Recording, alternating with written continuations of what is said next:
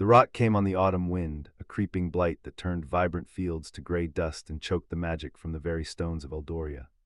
As the royal mage, the failure was mine. My wards, woven from centuries of tradition, flickered and died. My incantations dissolved into whispers of smoke. Every night I felt my power, once a roaring river, dwindle to a desperate trickle.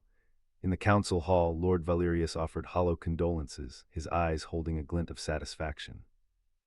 He spoke of patience, of faith in the old ways, while our people starved and the land withered. But I knew the truth. Ordered magic, the kind my bloodline had practiced for a millennium, could not fight this creeping entropy.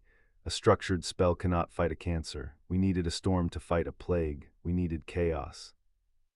That is what led me here, to the jagged, storm-shrouded peaks of the Obsidian Mountains.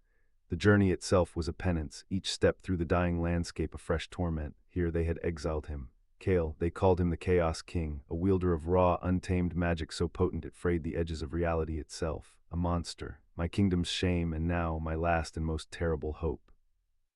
The air in his cavern crackled with ozone, a palpable pressure that vibrated in my bones. Shadows clung to him, weaving around a throne of uncarved obsidian like living things. He was larger than the legends claimed, a formidable shape of muscle and scarred leather, his dark hair falling over a face that was brutally, impossibly handsome. But it was his eyes that held me captive. They were the color of a stormy sea, swirling with a power that made the air hum and my skin prickle with a strange, unwanted heat. It was a terrifying, magnetic pull that I had to consciously resist.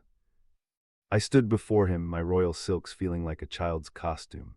I laid out my plea, my voice steady despite the tremor in my soul. I told him of the blight of the dying lands, of my own fading strength. He listened, his expression an unreadable mask of stone, but his gaze was so intense it felt like a physical touch, stripping away my titles and my pride until only the desperate woman remained. When I finished, silence stretched, thick and heavy. He rose from his throne, the movement a predator's fluid grace that made my breath catch.